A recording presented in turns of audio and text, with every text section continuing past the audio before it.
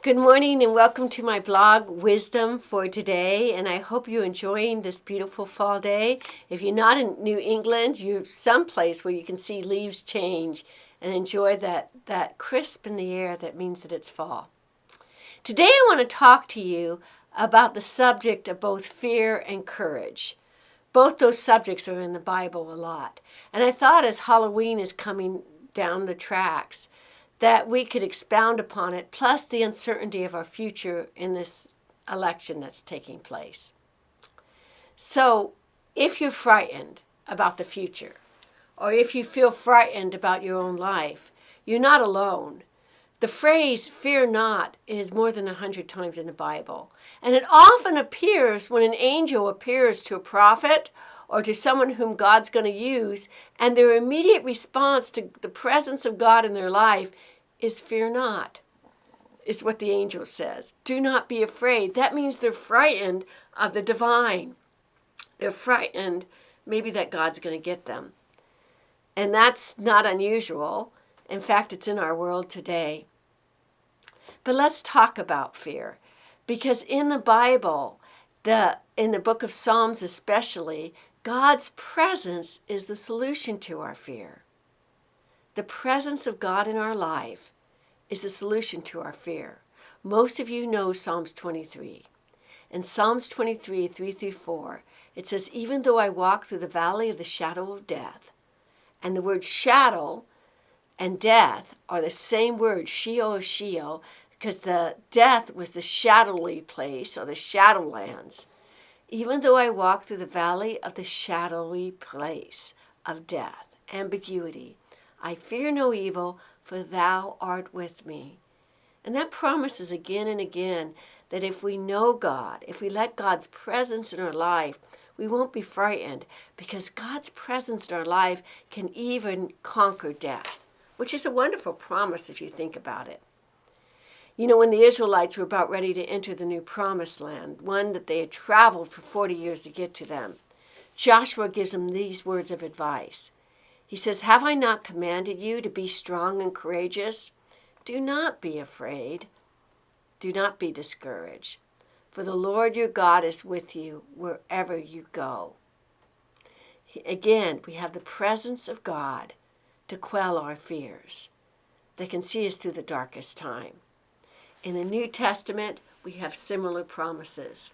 You know, when the Apostle Paul writes Timothy, 1st and 2nd Timothy could easily be called 1st and 2nd letter to a young pastor, because Paul's giving this young pastor advice about how to preach the gospel and how to run the church. And in 2 Timothy said, for this reason I remind you to fan the flame of the gift of God, which is in you through the laying on of hands. Fan the flame. In other words, stir it up. There's a little flame there, but it needs your encouragement. That's something inside of you that God is giving you to face all your fears. Fan it. Stir it up. Recognize it. And then he goes on to say in the rest of the verses, for God has not given us a spirit of timidity or fear, but a spirit of power and love and self-discipline. One way to face the fear about the uncertainty of the future is to fan up the strength that's already inside of you. For Timothy, it was his ordination. That means the gift that was given to you by the laying on of hands. And we still do that today in most churches when someone's called into the ministry. Fan that up. But you too have gifts, and those gifts can help you face the fear. In 1 John chapter 4, 6-7, which was written by the Apostle John, John reminds people that it's God's love that can get us through any kind of fear. And he says this, so we know and can rely on the love of God that he has for us. For God is love. And whoever lives in love lives in God, and God in him. In this way, love is made complete among us, so that we have confidence on the day of judgment. Oh, the day of judgment.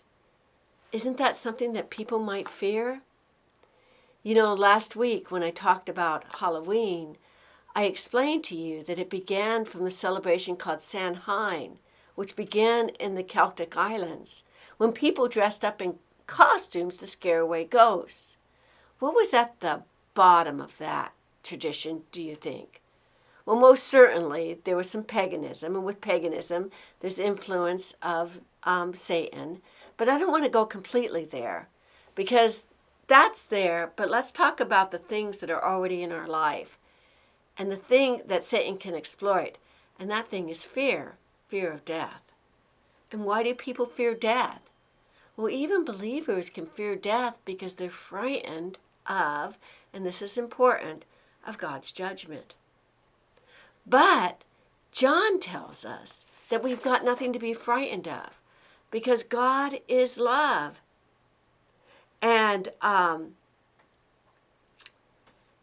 because he's love, he protects his own. Let me read this verse again. In this way, love is made complete among us, in that we have confidence in the day of judgment, because in this world we are like him. In other words, Christ is inside of us. We have nothing to fear from God's judgment.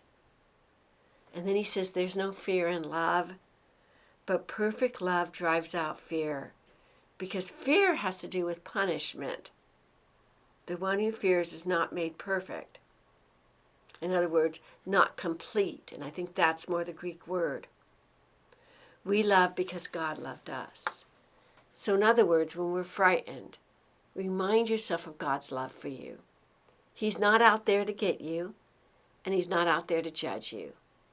He is there to lift you up and to come alongside of you and to pray for you and to help you through the trials of this world. No matter what happens, God's love can get you through it. If he's brought you to it, he'll get you through it. I hope I see you in church this Sunday, or if you're not within the infield area, that you find a church that preaches the love of God in Jesus Christ, and you find great comfort there. God's blessings, and have a good day.